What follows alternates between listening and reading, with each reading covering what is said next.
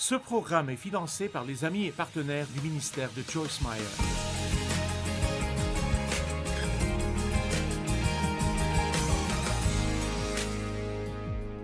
Hier soir, nous avons parlé de comment s'occuper du doute et nous avons parlé de beaucoup de choses fondamentales concernant la confiance en Dieu, en particulier nos défis dans la vie et ne pas passer tout notre temps à essayer de comprendre. Et donc, je voudrais parler maintenant de certaines des raisons pour lesquelles nous souffrons, bien que nous ne puissions pas toujours comprendre.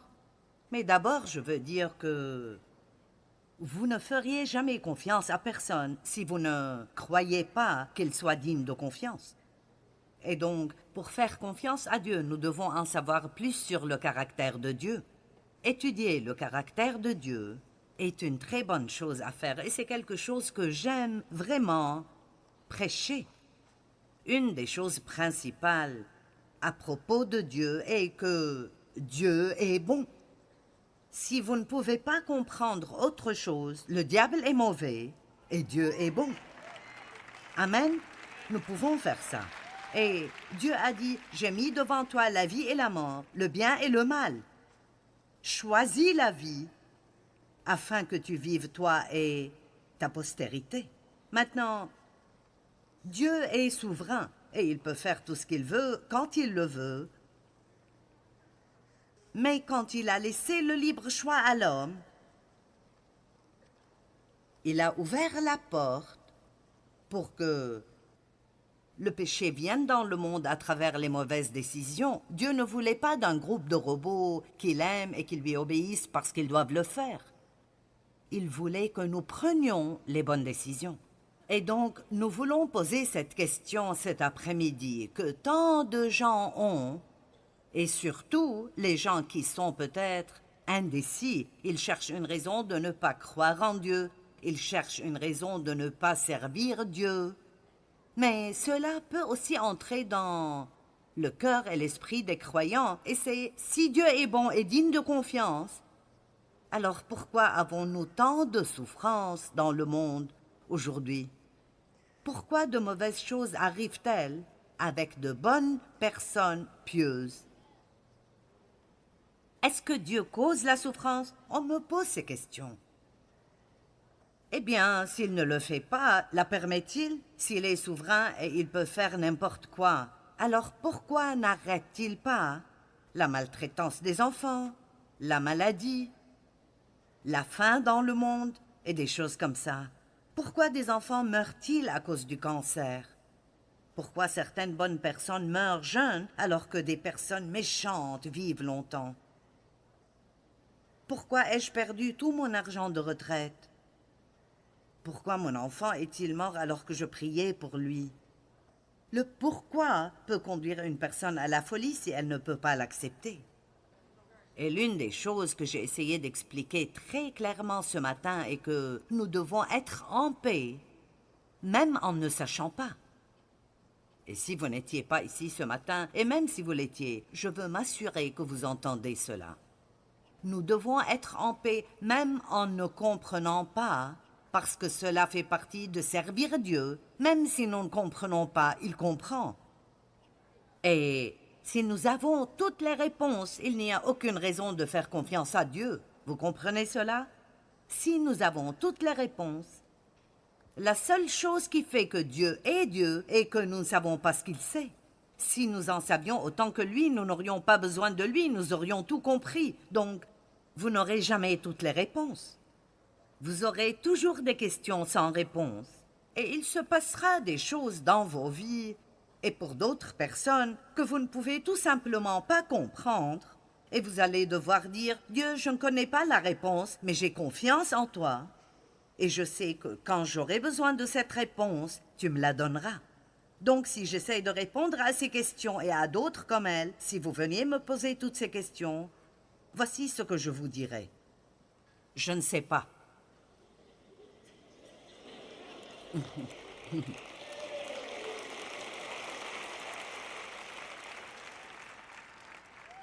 Et je pense que l'une des plus grandes erreurs commises par les enseignants et les prédicateurs et d'essayer de répondre à des questions auxquelles ils ne connaissent pas la réponse, car ils pensent qu'ils doivent avoir l'air intelligents.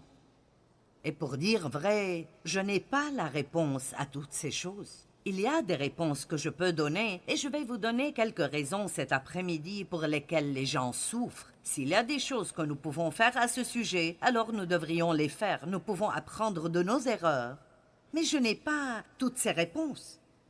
Mais je vais vous dire ce que je sais. Je sais que je sais que je sais que Dieu est bon. Je le sais. Et juste parce que de mauvaises choses arrivent, ce n'est pas une invitation pour nous de blâmer Dieu. La raison pour laquelle de mauvaises choses arrivent est le péché dans le monde. Ce n'est pas nécessairement notre propre péché, cela pourrait l'être. Nous avons parfois des problèmes dans notre vie parce que nous faisons des choses stupides. Vous êtes d'accord avec moi à ce sujet? Parfois nous voulons juste... À quel point la vie serait-elle meilleure si nous ne faisions que suivre la paix? J'ai mis devant toi la vie et la mort. Choisis la vie afin que tu vives toi et ta postérité. Nous prenons de mauvaises décisions et lorsque nous rencontrons des problèmes, nous voulons que Dieu nous tire de là et s'il ne le fait pas, nous nous fâchons contre lui. Et la vérité est que nous n'avons pas fait ce qu'il nous a dit de faire. Cela ne signifie pas que nous perdons notre relation avec Dieu ou qu'il est en colère contre nous. Mais nous jetons aujourd'hui un nouveau regard sur ce que dit la Bible. Celui qui sème pour sa chair moissonnera de la chair la ruine, la corruption et la destruction, mais celui qui sème pour l'esprit moissonnera de l'esprit la vie éternelle. Dieu nous aime et cela n'est pas d'après ce que nous faisons ou ne faisons pas. Et quand nous avons des problèmes, cela fait plus mal à Dieu que ça nous fait mal. Écoutez-moi, si vous avez un enfant qui a des problèmes, j'ai entendu une déclaration intéressante. Une mère n'est jamais plus heureuse que son enfant le plus malheureux. Lorsque vos enfants souffrent, vous préférez vous en prendre à vous-même plutôt que de les regarder traverser ce qu'ils traversent, et surtout si c'est à cause de leur propre mauvais choix. Vous dites « Je veux t'ouvrir la tête et mettre la vérité en toi, et je ne sais pas pourquoi tu ne m'écoutes pas. » Mais parfois nous devons juste prendre du recul et les laisser découvrir par eux-mêmes. Et parfois, c'est ce que Dieu doit faire avec nous. Il nous dit quoi faire. Et si nous ne le faisons pas, il nous aime toujours. Mais il y a un principe à l'œuvre sur la terre, depuis la Genèse jusqu'à la fin des temps, et c'est que une bonne semence donnera un bon résultat et une mauvaise semence donnera un mauvais résultat. Alors oui, certains de nos problèmes sont le résultat de notre péché, mais quand j'ai des problèmes dans ma vie, j'ai une assez bonne relation avec Dieu pour aller vers lui et lui dire « Est-ce quelque chose que j'ai fait qui a ouvert cette porte ?» Parce que je veux apprendre. Vous savez, parfois, je peux agir stupidement et je ne sais pas que j'agis stupidement. Parfois, je fais quelque chose que Dieu a besoin de me montrer car parfois nous faisons des choses et nous les faisons si vite que nous ne réalisons même pas vraiment que nous les avons faites. Une nuit, j'avais vraiment du mal à dormir. Et j'aurais dû demander à Dieu plus tôt, mais j'ai attendu jusqu'à 5 heures du matin, après avoir tourné et tourné toute la nuit. Mon Dieu, qu'est-ce qui ne va pas? Et juste comme ça, il m'a montré quelqu'un envers qui j'avais été impoli la veille. Et ça s'est passé si vite, et j'ai dépassé cela si vite, je ne m'en souvenais même plus. Et je devais vraiment aller m'excuser auprès de cette personne. Et cela ne serait pas arrivé si Dieu ne m'avait pas révélé ce que j'avais fait. Et ainsi, dans sa bonté, que tout le monde dise bonté, dans sa bonté, il a perturbé mon sommeil jusqu'à ce que je sois assez intelligente pour dire « Qu'est-ce qui se passe ici ?» Et il me l'a montré, pas pour me faire me sentir mal, mais pour que je puisse m'en occuper. Donc, c'est parfois sage de simplement dire « Mon Dieu, est-ce que j'ai ouvert une porte ici? Y a-t-il quelque chose que j'ai fait que tu dois me montrer? » S'il ne vous montre rien, alors ne faites pas d'expédition de fouilles pour tenter de découvrir le péché qui vous a causé des problèmes dans votre vie. Vous m'entendez? C'est la pire chose au monde à faire. Eh bien, Dieu doit me punir. ou je dois avoir fait quelque chose de mal. Écoutez, Dieu vous fera savoir s'il y a quelque chose que vous devez voir, et s'il ne vous le montre pas, alors vous n'avez pas besoin d'essayer de comprendre. Amen. Et ainsi, parfois, notre propre péché cause nos problèmes. Plusieurs fois, le péché des autres nous cause de la souffrance et du malheur. Ce n'est pas mon péché qui a poussé mon père à me maltraiter sexuellement. C'était son péché. Et j'étais juste là et j'ai été blessée. C'était la passivité de ma mère et son refus de faire son devoir et de faire quoi que ce soit qui a causé ma douleur. Et oui, c'est mauvais, et oui, c'est injuste, mais voici la bonne nouvelle. Une fois qu'une personne commence à faire ses propres choix, les mauvais choix de mon père m'ont fait mal. Et j'aurais aimé que Dieu m'en ait sorti, mais il ne l'a pas fait. Cependant, dès que j'ai commencé à prendre mes propres décisions, chaque bon choix que j'ai fait a commencé à renverser les résultats de chaque mauvais choix qu'il a fait. M'entendez-vous? Donc, au lieu de passer le reste de votre vie à être énervé et amer parce que quelqu'un ne vous a pas bien traité, et passer toute votre vie à essayer de comprendre pourquoi, laissez tout cela avec Dieu et faites-lui confiance pour faire quelque chose d'autre qu'il fait bien, et c'est qu'il fait quelque chose de bien avec n'importe quoi dans notre vie, peu importe à quel point c'est mauvais. Donc, 2 choses que je sais sur Dieu. Dieu est bon. Le diable est mauvais, Dieu est bon. Et peu importe ce qui se passe dans notre vie, si nous faisons confiance à Dieu, il prendra cela et en fera quelque chose de bon pour notre bien. Dieu peut tirer quelque chose de bon de quelque chose de mauvais. Amen. Et ainsi, beaucoup d'entre vous ont été blessés et ont été maltraités, et c'est probable que vous l'êtes encore. Nous sommes dans le monde et il y a beaucoup de gens méchants qui sont égoïstes et égocentriques. Et nous avons aussi fait mal à d'autres personnes et nous ne savons même pas que nous l'avons fait, ou nous l'avons fait un jour, où nous nous moquions tout carrément parce que nous passions par quelque chose et nous n'étions pas sensibles à ce que les autres ressentent. Et ainsi, tout ne va pas toujours comme nous le voulons dans notre vie, mais cela ne veut pas dire que Dieu est mauvais. Nous pouvons donc souffrir à cause de notre propre péché ou du péché de quelqu'un d'autre, ou bien souvent ou très souvent, nous souffrons à cause du principe du péché qui existe dans le monde. Je veux dire, nous ne pouvons même pas imaginer la différence qu'il y aura dans l'atmosphère du ciel par rapport à l'atmosphère dans laquelle nous vivons ici. Je ne pense pas que nous comprenions même la pression que nous subissons et l'oppression qui nous entoure. Écoutez-moi, si vous exercez une profession mondaine et vous travaillez avec un grand nombre de personnes non croyantes, et il y a beaucoup de commérages, beaucoup de plaintes, de murmures, de grognements et de médisances, et beaucoup de gens se saoulent la nuit précédente et ils sont au travail et sont en colère, ils ne peuvent pas dormir. Si vous y avez travaillé pendant 5 ans, et vous venez travailler pour moi, l'une des choses que je dis à nos employés, et ils le reconnaissent tous, juste l'atmosphère. Chaque endroit où vous travaillez a une culture. Et ainsi, nous avons créé une culture dans le ministère de Joyce Meyer qui consiste à être positif, à pouvoir se faire confiance et à être des gens heureux. Et si vous causez des conflits, vous ne travaillerez pas pour moi longtemps, car vous ne pouvez pas avoir des conflits et aussi avoir du succès. Amen. Et l'une des choses que fait le pasteur Mike Shepard, c'est qu'il enseigne en alternance dans les départements nos valeurs fondamentales dans le ministère. Si vous allez faire quelque chose, faites-le bien ou ne le faites pas du tout. Soyez une personne excellente parce que Dieu est excellent. Soyez une personne intègre, tenez parole, faites ce que vous dites que vous allez faire. Utilisez la sagesse avec l'argent de Dieu. L'argent qu'il nous donne, nous ne le gaspillons pas.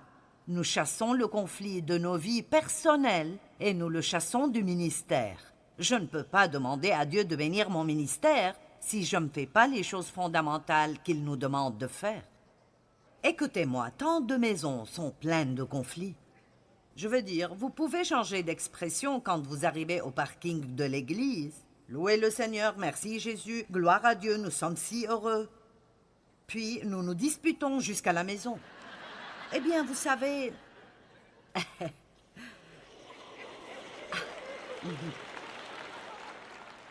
Allez, je le sais, Dave et moi le faisions tout le temps. Nous nous disputions jusqu'à l'église. Je me souviens que je m'asseyais là-bas, là où le pasteur Charles est assis. C'était mon siège à l'église où j'allais. Et je me souviens de quand je levais les mains, disant les mots sur l'écran en pensant... Si Dave pense que je vais cuisiner aujourd'hui, il se trompe royalement.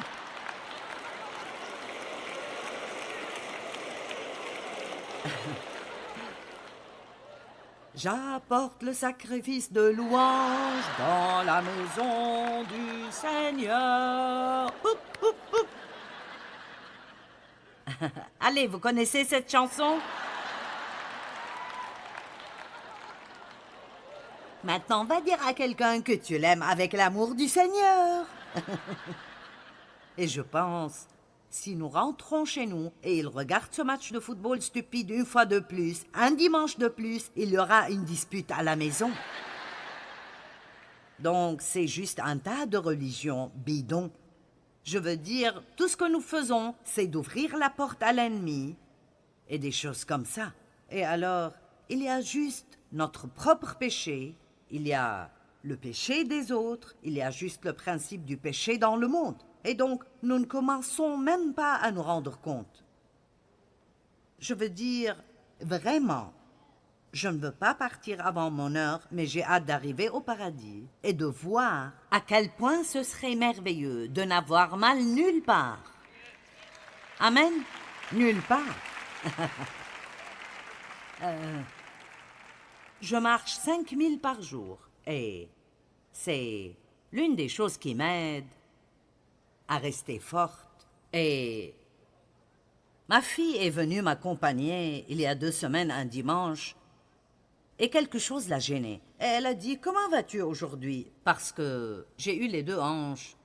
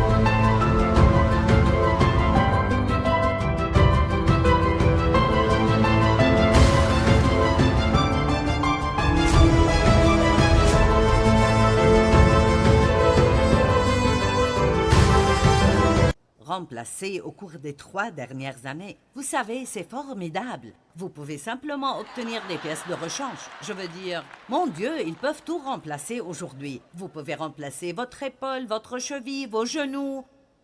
Mon Dieu! Vous pouvez avoir des greffes de cœur. C'est plutôt cool, vous savez. Cependant, quand notre temps est écoulé, nous ne pouvons rien y faire. Mais de toute façon, Donc, vous savez, j'ai eu des problèmes de dos à différents moments de ma vie. Ça fait juste partie de la vie. Et alors, quelque chose lui faisait mal. Et elle a parlé, elle a dit, comment vas-tu aujourd'hui? Est-ce que tout va bien? J'ai dit, oh, je ne sais pas, il y a toujours une chose ou une autre. Je n'y fais pas attention. Et donc, nous ne savons même pas à quoi ça ressemblera d'avoir un corps glorifié et de ne rien avoir qui nous fait mal ou nous dérange et de vivre dans une atmosphère d'amour et de confiance complète et totale. Alors, laissez-moi vous dire, c'est un peu plus difficile de vivre dans ce monde et d'être heureux que ce que nous pourrions penser parfois, simplement à cause de toutes les ordures qui nous entourent. Si vous regardez la télévision aujourd'hui, faites-le avec une télécommande dans votre main afin de pouvoir zapper tout ce qui empoisonne votre âme.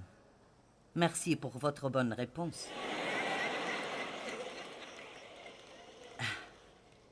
Donc, il y a beaucoup de raisons différentes pour lesquelles des choses nous arrivent, et nous pouvons demander à Dieu une explication pour certaines choses, mais nous n'obtiendrons jamais la réponse à toutes ces choses, donc dites, Dieu est bon. Le diable est mauvais. Et Dieu sortira le bien de n'importe quoi si on lui fait confiance. Combien d'entre vous le pensent et l'ont vécu dans leur vie? Mon Dieu, je l'ai vu encore et encore et encore. Bon, parlons des raisons pour lesquelles nous souffrons. Qui aimerait au moins éliminer certaines choses s'il le peut? Amen. 1 Thessaloniciens 5, 18. Rendez grâce à Dieu en toutes choses. Wow! Quelles que soient vos circonstances, soyez pleins de gratitude, car c'est à votre égard la volonté de Dieu en Jésus-Christ, le révélateur et le médiateur de cette volonté. Vous savez, être reconnaissant pour ce que nous avons nous aide vraiment à traverser les moments où nous n'avons pas ce que nous aimerions avoir. Je vais le répéter. Être reconnaissant pour ce que nous avons nous aide à traverser les moments difficiles, car nous avons des besoins qui ne sont pas encore satisfaits.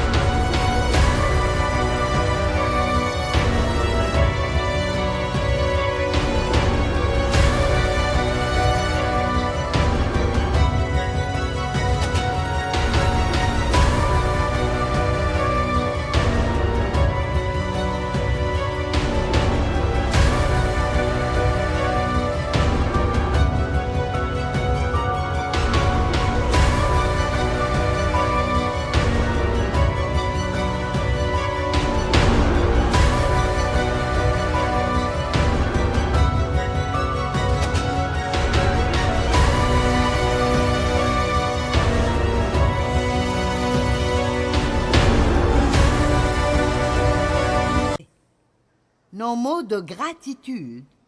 J'ai écrit ceci et je l'ai coloré parce que je l'ai dit et ça m'a plu. Nos paroles de gratitude face à la souffrance, en particulier les souffrances injustes, sont une preuve plus forte de notre confiance en Dieu, plus que toute autre chose que je sache. Lorsque vous vivez une situation injuste, indue et cruelle, ce n'est tout simplement pas juste et vous pouvez toujours remercier Dieu ces jours-là. Sincèrement, c'est une très bonne preuve que vous avez votre confiance en Dieu.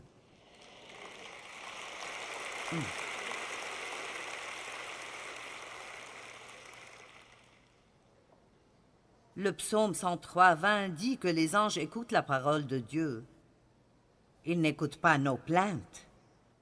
Vous avez beaucoup d'anges que vous pourriez mobiliser dans votre vie en vous plaignant beaucoup moins et en remerciant beaucoup plus.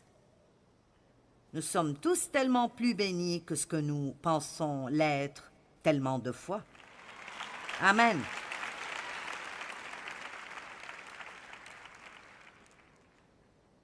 Ce n'était jamais l'intention de Dieu que les gens souffrent. Quand il a mis Adam et Ève dans le jardin, il n'avait de grands projets que pour leur joie et leur bonjour. Ce n'est pas Dieu qui a tout gâché, ce sont les gens qui ont tout gâché. Nous devons cesser de blâmer Dieu pour des choses dont il n'est pas responsable. Ne dites jamais, quand vous avez un problème, « Seigneur, ne m'aimes-tu pas ?» Ne dites jamais cela. Dans Romains 8, il est écrit « Qui nous séparera de l'amour de Dieu que l'on trouve dans le Christ Jésus? Ni les problèmes, ni les épreuves, ni les choses injustes. Ne dites jamais « Dieu, ne m'aimes-tu pas ?» Le fait même qu'il ait envoyé Jésus mourir pour vos péchés est une preuve suffisante qu'il vous aime pour toute votre vie. Et beaucoup de gens, surtout ceux qui nous regardent à la télé, et peut-être que vous ne connaissez pas autant la Bible que ceux qui sont là.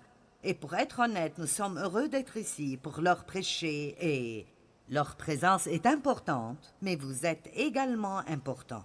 Et l'une des raisons principales pour lesquelles je fais ça est en raison du nombre de personnes que nous pouvons aider par le biais des médias. Et je veux que vous sachiez que peu importe ce que vous vivez, Dieu vous voit, il vous connaît, il se soucie de vous.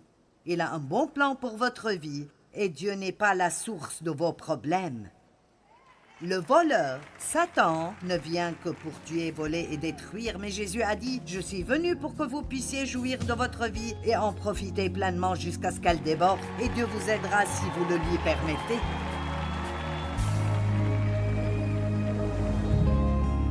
Vous savez, parfois nous paniquons quand nous voyons une tempête qui ne faisait pas partie des prévisions.